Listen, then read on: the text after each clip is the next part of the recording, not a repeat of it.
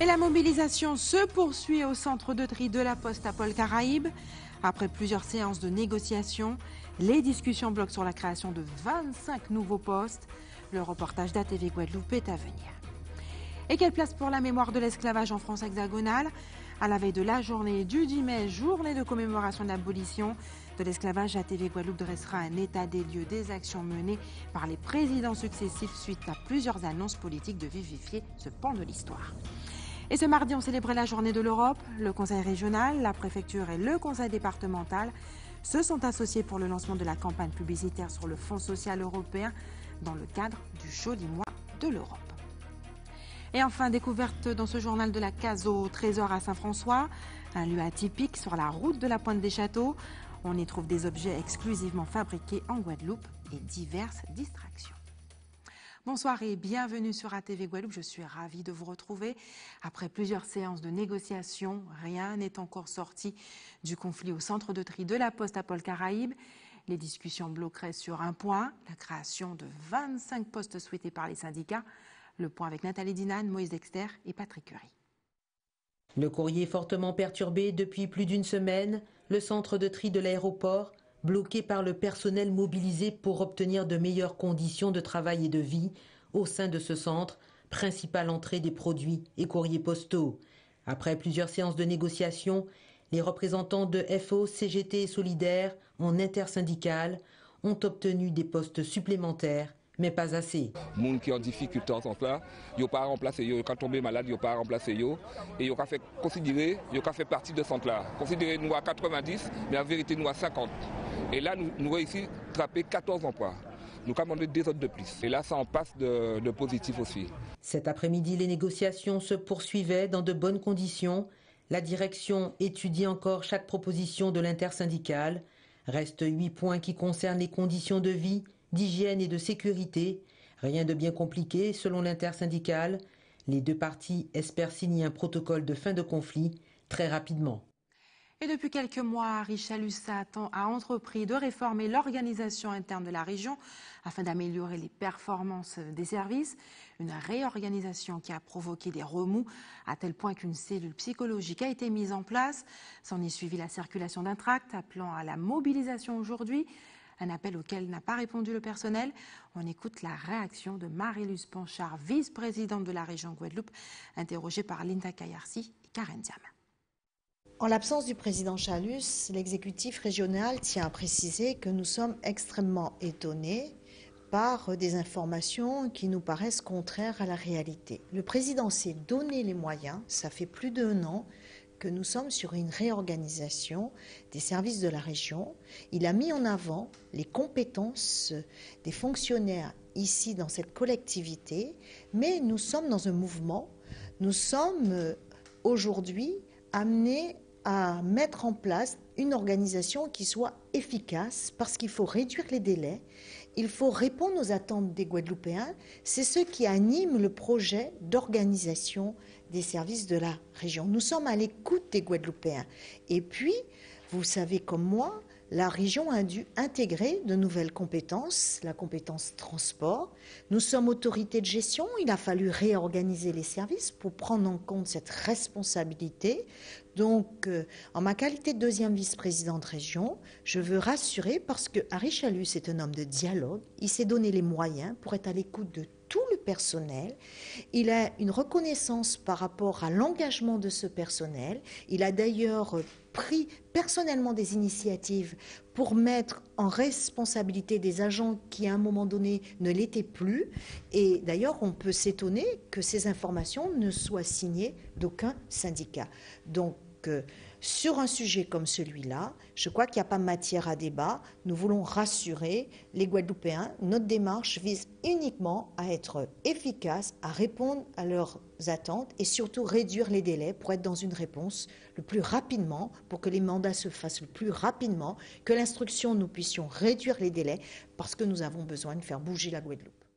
Y aura-t-il un ministre ultramarin au gouvernement d'Emmanuel Macron? Certains évoquent le nom d'Harry Chalus, l'un des premiers soutiens du nouveau président. Dans une interview accordée à nos confrères de France Télévisions, Harry Chalus a déjà indiqué qu'il est prêt à le devenir, sous certaines conditions. Doit-il, selon vous, accepter de quitter la région pour un poste de ministre? Karen Diama et Linda Kayarsi sont allés vous poser la question.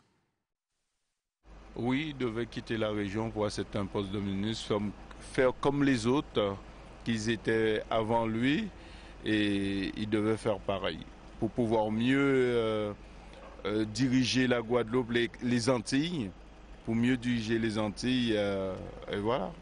Oui, ce sera une bonne chose, parce que comme il a les projets dessus, justement, pour pouvoir développer l'économie de la Guadeloupe.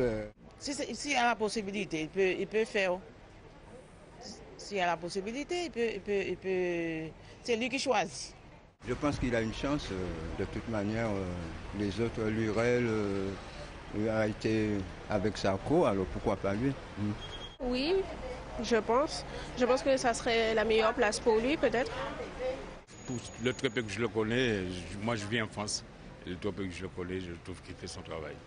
Mais au sujet d'avoir un poste au ministère et rester ici, là je ne peux pas dire grand-chose. Je ne vais pas vous mentir, je ne suis pas trop les actualités concernant le truc de ministre et les présidentielles.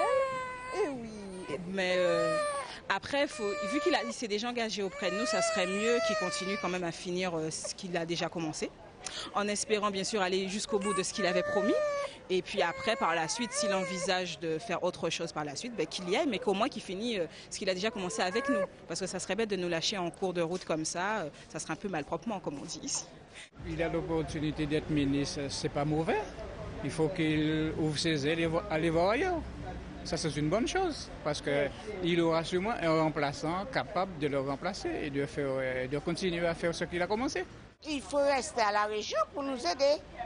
Parce que je ne vois pas qu'il fait rien, il fait de bon. Je pense que le poste de président du conseil régional convient très bien à M. Harry Chalus, justement. Après, s'il a des opportunités qui s'offrent à lui en tant que ministre du gouvernement d'Emmanuel Macron, notre nouveau président, sur un plan personnel, ce serait bien pour lui qu'il puisse saisir cette opportunité. Mais je pense sincèrement, moi en tant que jeune, que le poste de président de région de M. Harry Chalus lui convient parfaitement actuellement. Et qu'il ne devrait pas, ça c'est mon point de vue, qu'il devrait rester président de région. Si son action est bénéfique à la Guadeloupe, il doit rester président de région. Maintenant, si un poste de ministre sourillonné, il devrait aller pour l'intérêt de la France, l'intérêt de nous tous. Mais à mon point de vue, il doit penser à l'intérêt national, quoi. Aider le gouvernement Macron. Et autre sujet qui préoccupe la population en ce moment, ce sont les mesures immédiates d'Emmanuel Macron. Certains syndicats sont d'ores et déjà descendus dans la rue pour s'opposer à la réforme du Code du travail envisagée par le nouveau président dès la rentrée prochaine. Qu'attendez-vous du nouveau président? On écoute quelques réactions recueillies par Moïse Dexter et Patrick Curie. Tout ce qu'il a promis, c'est-à-dire il a dit qu'il va baisser la retraite, disons à 60 ans, au lieu de 62 ans. Et puis de créer des emplois pour les jeunes. Pour l'instant, on ne peut pas dire rien. C'est une après l'autre. J'attends beaucoup de choses et comme parmi les deux, j'ai trouvé qu'il est le meilleur. Et puis il a promis de ne pas, pour qu'on ne puisse pas payer la taxe d'habitation. Et qu'il va baisser le chômage et que nous sommes tous égaux. Qu'il fasse en sorte que les Français puissent avoir ce qu'ils méritent. Donc il faut rendre honneur à ceux qui le méritent. Ça aille mieux déjà pour l'outre-mer, qu'il y ait une politique pour l'outre-mer qui soit plus développée et plus en avant de ce qu'on a vu jusqu'à présent. On est un petit peu les laissés pour compte. J'espère que tout ce qu'il a promis, qu'il le fera. Pour que le peuple aussi puisse voir ce qu'il a promis est dû. J'attends du nouveau président qu'il fasse beaucoup de choses, qu'il ne fasse pas comme les autres, qu'il fasse beaucoup de progrès et qu'il respecte ses engagements envers la population et tous les demandeurs d'emploi et tous les gens, quoi. Pas grand-chose. Je serais étonné qu'il nous amène grand-chose, mais enfin bon. Mais bon, on peut toujours espérer. On verra. Franchement, je ne sais pas. Je trouve qu'on est un peu dépassé par l'actualité politique et les différents partis. Donc, comme mon collègue, je ne sais pas exactement quoi en attendre. On verra. Le mieux, j'espère, pour tout le monde. Qui va tenir ses promesses. Là, c'est la seule chose. Et que ne nous fasse pas croire en certaines choses et après qu'ils nous la, comme les autres présidents l'ont fait, parce que les dom-toms ont un réel potentiel, ils ont beaucoup d'intelligence et que je pense à la canne, à la banane et aussi avec d'autres, les petites entreprises de la Guadeloupe qui nous aident parce qu'on a besoin d'eux et avec le président de région, M. Chalus, qu'ils vont marcher main dans la main et qu'on puisse aller de l'avant. Et en parlant d'engagement et d'attente, quelle place pour la mémoire de l'esclavage en France hexagonale? Depuis une décennie, plusieurs annonces politiques ont été faites par les présidents successifs. La dernière en date, le projet de fondation lancé l'an dernier par François Hollande. À la veille du 10 mai, jour de commémoration de l'abolition de l'esclavage, nous vous proposons ce soir un grand format qui fait l'état des lieux de la mémoire de l'esclavage en France. Un reportage signé Éric Dupuis. Mémoire et justice devaient être rendus à ces millions et ces millions de victimes anonymes de l'esclavage. Nous sommes en 2006. Le président Chirac lance la première journée de commémoration à la mémoire de l'esclavage et de son abolition au Jardin du Luxembourg à Paris, 5 ans après le vote de la loi Taubira. 11 ans plus tard, une nouvelle date de commémoration vient d'être validée par le Parlement, celle du 23 mai. Nous avons fait le choix du 23 mai depuis 1998. C'est la date de la marche. Première manifestation, mais j'allais dire même mondiale, de cette ampleur, en l'honneur des victimes de l'esclavage. Et nous sommes arrivés, au bout de 20 ans, d'introduire nos aïeux dans la loi. Donc maintenant, il y a 2 dates inscrites dans la loi. Une pour commémorer l'abolition, l'autre les victimes de l'esclavage. Mais pour les spécialistes de la question, cette double reconnaissance pose problème. Là, on est en train de nous proposer d'opposer à la fois d'un côté les abolitionnistes et de l'autre les esclaves. C'est-à-dire qu'on est en train de faire une partition au sein de la nation française entre d'un côté les blancs, parce que les abolitionnistes ont été majoritairement blancs, et de l'autre de célébrer la mémoire des victimes de l'esclavage, majoritairement noirs. En fait, ces 2 visions, elles n'étaient pas prévues au programme. En 2004, le gouvernement souhaite rassembler une quinzaine de spécialistes de la question dans un comité national pour la mémoire et l'histoire de l'esclavage, le fameux CNMHE, qui a pour but d'émettre des avis sur des projets mémoriels. Mais dès le début, le groupe est divisé. Le fait que finalement la France se mette un tout petit peu à considérer l'histoire de la traite et de l'esclavage a fait apparaître des tas d'autres questions. Mais dans le comité même, ça a souvent été autour de cette opposition entre ces gens-là veulent une histoire trop victimaire et nous on veut une histoire un peu moins victimaire, et puis les autres disant mais ça c'est une histoire qui efface les victimes et nous on veut faire entendre. Résultat, cette guerre idéologique ralentit le développement de projets mémoriels financés par les pouvoirs publics. Pour preuve, François Hollande, à seulement quelques jours de la fin de son quinquennat, vient tout juste de poser les bases d'une fondation qui est évoquée depuis bientôt 12 ans. Cette fondation, que l'on essaie de faire depuis tant d'années, répond véritablement maintenant à une nécessité et même à une urgence. Renverser les gouffres, c'est d'abord créer un lieu où l'on se rencontre, un lieu où l'on est ensemble, le lieu de la mémoire partagée. Reste maintenant aux différents acteurs de mettre leurs divergences de côté, mais aussi au prochain gouvernement de concrétiser le projet d'ici 2018. Tout dépendra de la volonté du nouveau président de la République qui aura l'occasion de s'exprimer sur ce sujet lors de la cérémonie du 10 mai, aux côtés de François Hollande. Et le 9 mai était aussi une journée de mémoire pour le discours qui marquera le point de départ de la construction européenne, la déclaration Schuman de 1950. À cette occasion, le Conseil régional, la préfecture et le Conseil départemental se sont associés pour le lancement de la campagne publicitaire sur le Fonds social européen. Reportage Linda Kayarsi. Offrir l'opportunité de comprendre et de mieux appréhender les actions menées par l'Europe au quotidien sur le territoire, Tel est l'objectif de l'État et les collectivités majeures. Aujourd'hui, l'Union européenne accompagne toutes les régions de France en matière d'aménagement du territoire, en matière d'équipement. Ça l'a été au cours de la période 2007-2013. Je rappelle, ce sont 874 millions d'euros qui ont été apportés par l'Europe pour accompagner 11 000 projets au profit de 1700 bénéficiaires. Pour la période de programmation 2014-2020, c'est plus d'1 milliard d'euros qui sera alloué à la Guadeloupe et réparti sur 4 fonds, dont les plus connus, le FEDER, Fonds européen de développement régional, ou encore le FSE, Fonds social européen. Nous avons des opérations très lourdes qui vont obtenir des financements, notamment s'agissant de la montée en gamme de nos hôtels et surtout le fait qu'aujourd'hui, la région Guadeloupe a mis en place un fonds de garantie pour les très petites entreprises.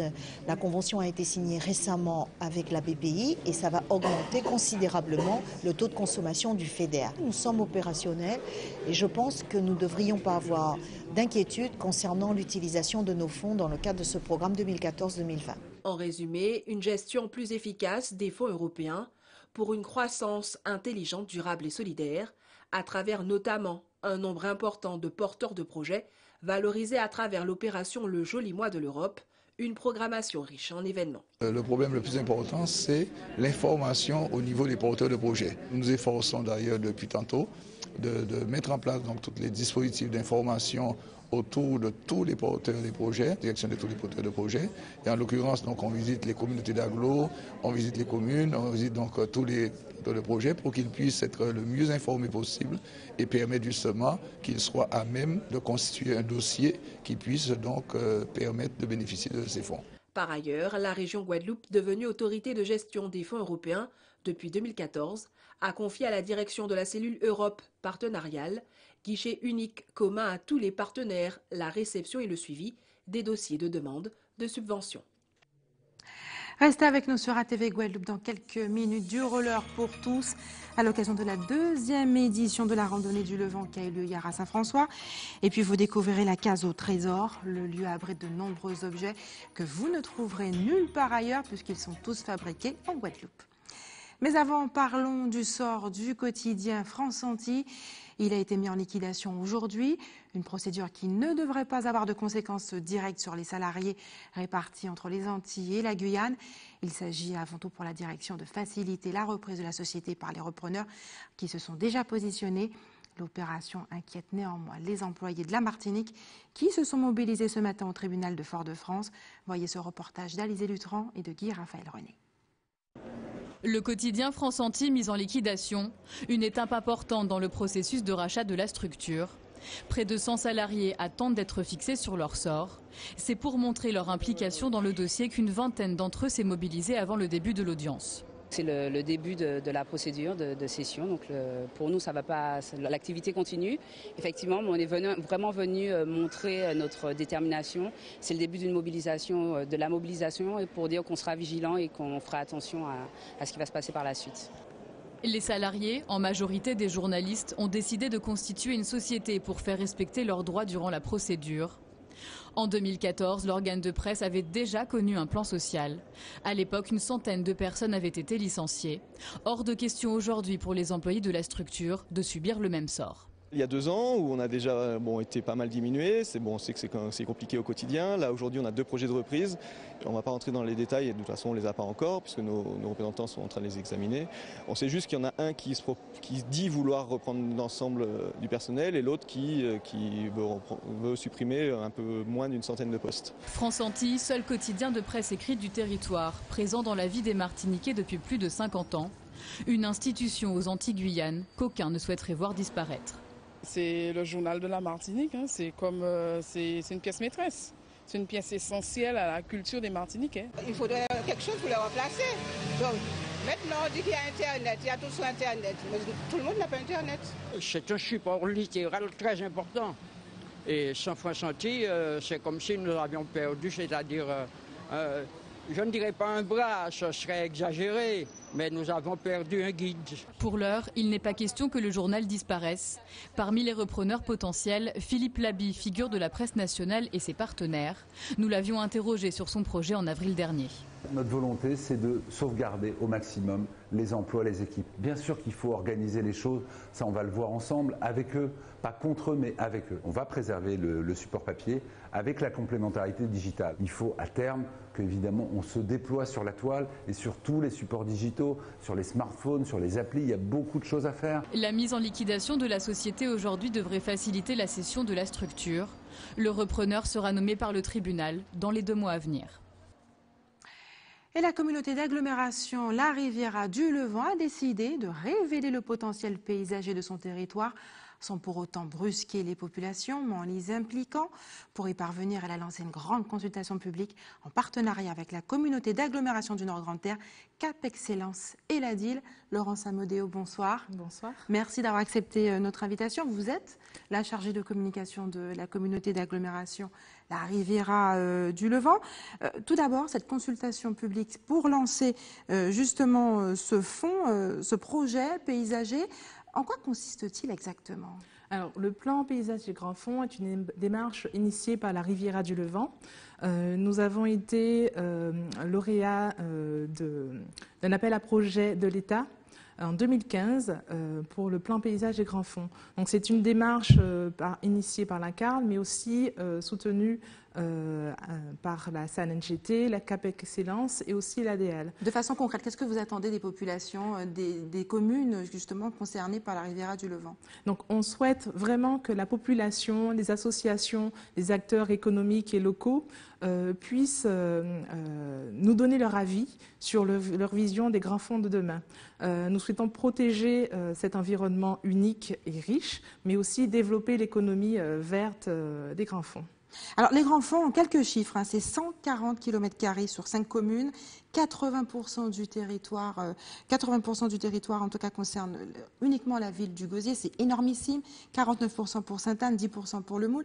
J'imagine que vous attendez une forte participation des Gosiériens qui sont fortement impliqués et concernés par ce plan d'aménagement.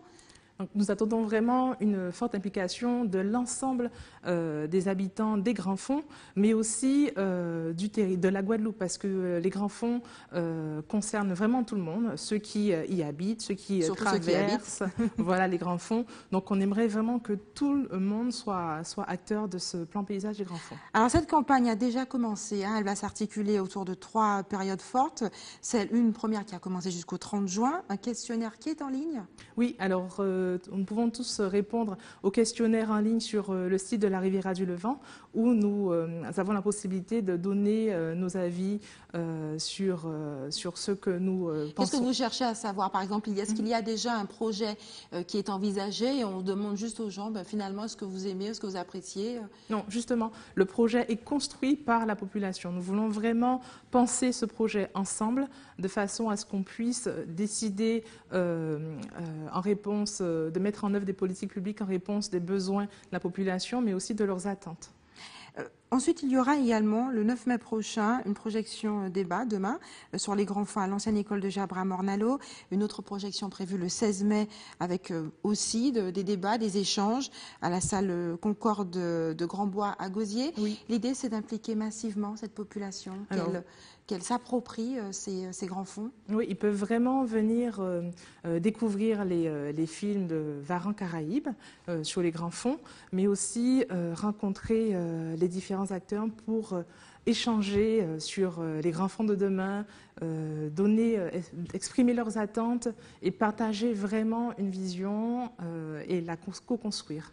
Vous l'avez dit tout à l'heure, il y a ce questionnaire qui est en ligne pour avoir quelques avis, mais les habitants des communes concernées peuvent-ils venir directement au siège de la communauté de la Riviera du Levant pour participer à cette consultation publique? Oui. Comment ça se passe? Alors, on peut y aller directement sur le site internet, mais si vous avez des difficultés difficulté à y accéder, nous serons aussi disponibles pour accueillir la population et les aider à remplir ce questionnaire à la Riviera du Levant, dont le siège est au Gosier. Mais les temps de projection débat qui ont lieu aujourd'hui, 9 mai à Jabrun, Morne-à-l'Eau, mais aussi le 16 mai à la salle La Concorde 2 à Grand-Bois, seront vraiment l'occasion de rencontrer la population et d'échanger sur ce projet. Alors on a compris, hein, cette consultation aura lieu jusqu'au 30 juin, les gens ont jusqu'au 30 juin pour se prononcer, et ensuite, que va-t-il se passer?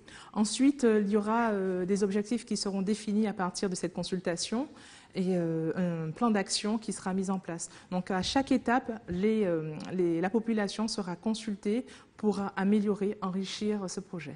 Laurence Amodeo, merci d'avoir accepté de répondre à nos questions ce soir. Vous le savez, hier avait lieu la 2e édition de la randonnée du Levant. Encore une fois, les randonneurs avaient rendez-vous devant la mairie de Saint-François pour parcourir un circuit de près de 2 heures. Ce n'est pas rien quand même.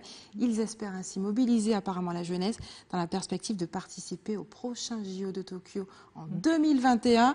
Nathalie Dinan, Patrick Curie et Moïse Dexter étaient sur place. On regarde. Le littoral de la Coulée à la Pointe des Châteaux avait des allures de parc d'activités ce matin. Les fans de roller avaient investi la route pour la 2e année consécutive. L'association En Avant Roller de la Guadeloupe, en collaboration avec la Riviera du Levant et le soutien de la Ligue, a organisé une belle balade qui les menait jusqu'à la Croix. Donc on part de Saint-François, on va prendre les châteaux et on revient à la Coulée. Et on passe la journée à la Coulée. Les enfants passent la journée avec des jeux et puis on se restaure. Sinon, on a 2 autres clubs avec nous. Aujourd'hui, on avait le club de Pointe-à-Pitre avec nous. C'est le club Blues Roller. Des dizaines de jeunes et moins jeunes se sont élancés à l'assaut des 20 km avec beaucoup de plaisir. Ça s'est bien passé, le parcours était un peu difficile, mais j'ai bien tenu et je suis arrivée la première défi. Je m'entraîne beaucoup et je roule beaucoup. C'est un sport d'endurance et voilà. Je pense qu'il était très bien, le parcours. Il était super. Je pense que l'année prochaine, il faudra en refaire un comme ça. Une façon originale de rendre hommage aux hommes et aux femmes tombés pour notre liberté. Et non loin du repère des randonneurs en roller, sur la route de la Pointe des Châteaux, se trouve la Case au Trésor, un lieu atypique, sorte de caverne d'Ali Baba 100% locale, découverte avec Nathalie Dinan, Patrick Curie et Moïse Dexter.